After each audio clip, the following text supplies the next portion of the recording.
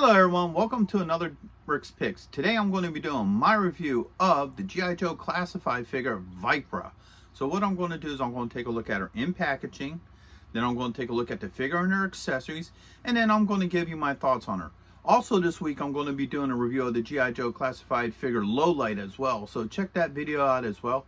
And if you like these videos, go ahead and hit that thumbs up and subscribe. They're small clicks for you, but it really help this channel grow. So without any further ado, let's get to the review.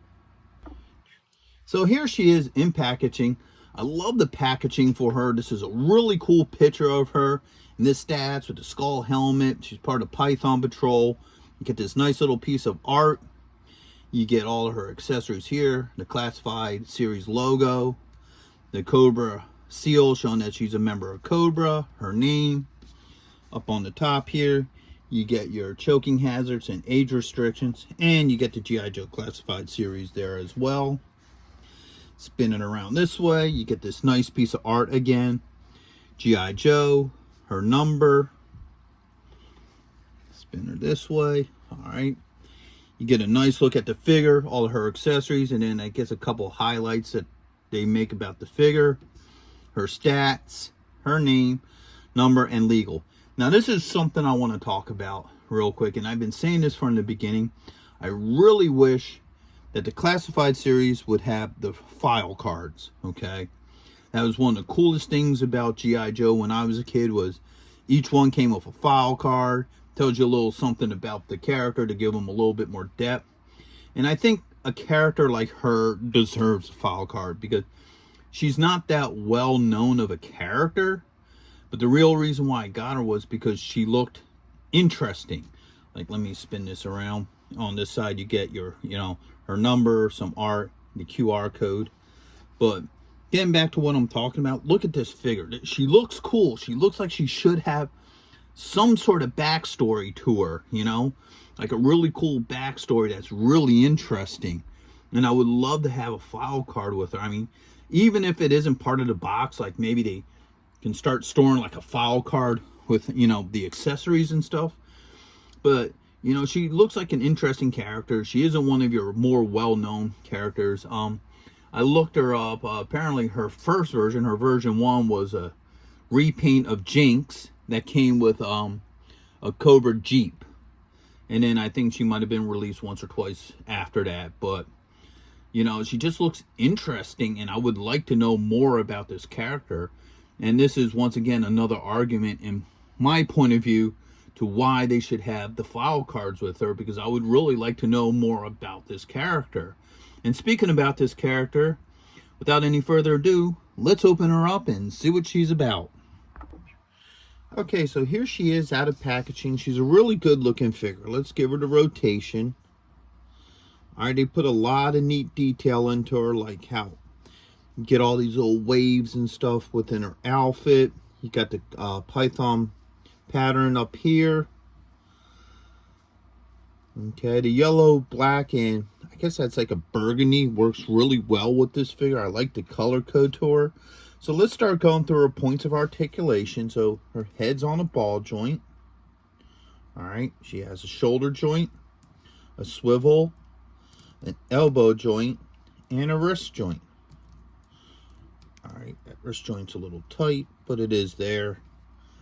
Put the arms up. You got a dorsal joint, and you also have a joint that goes back and forth. It's a little bit hindered due to how her her vest is set up, but it's still there, and it actually works. All right, so she has a thigh joint with a swivel, a knee joint, an ankle joint, and she also has a boot swivel. All right, get her back into position. All right, and she has a couple of accessories. Now, most of her accessories look like they were Storm Shadow's accessories, just repainted. Like, this was definitely Storm Shadow's, I remember that. So you got her backpack. All right, you have two swords. So you have the long one and a short one. All right, got a bow and an arrow. Okay. And then last but not least, you have her helmet.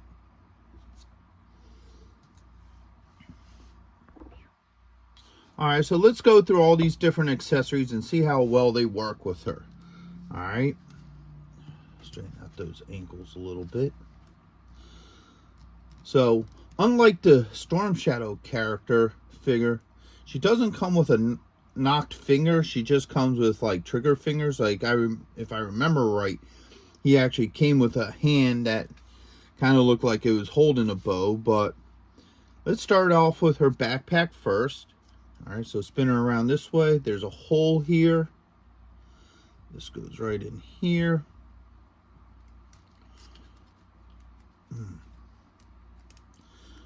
Alright. It's a bit tight.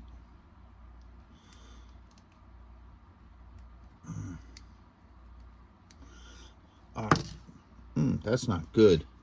So what I'm experiencing now is it looks like the hole's a little small for this. This is getting discolored trying to get into it.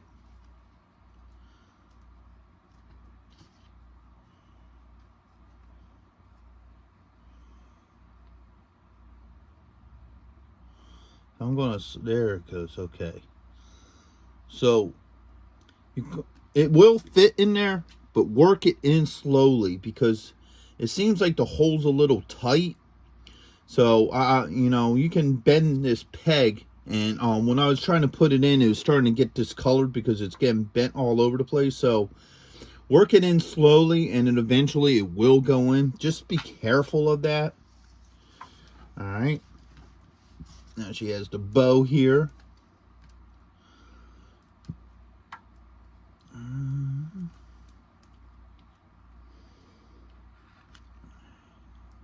I gotta open up her fingers to get this in there. In fact, that's how it's supposed to go. Alright, so the bow does fit in there. Put the arrow on here as well. Goes in this little piece here. So the bow and arrow fits good with her. No real issues with it. Alright. Now, they can all fit on her back, so the arrow just slides right in here. The bow, you got this triangle here. It fits right there. So that sits nicely here. Alright. Now you got your two swords. Got to open up her hands a little bit for this. Luckily, the fingers are soft plastic. So, you know, they open up really well. Swords fit in her hands. No issues with them. And last but not least, the mask. Which I personally think is the coolest part about her. I really like this mask design. Slides on very easily. No issues with the mask. And now let's see how well these guys sit in their sheaths. So this one will go here. And this one will go here. No issues with those. As you see, they fit in really nice into their scabbard. So overall, she's a really cool looking figure. I like the design to her. I like how the colors look. I really like this mask on her. I think this mask looks really cool. I really dig it.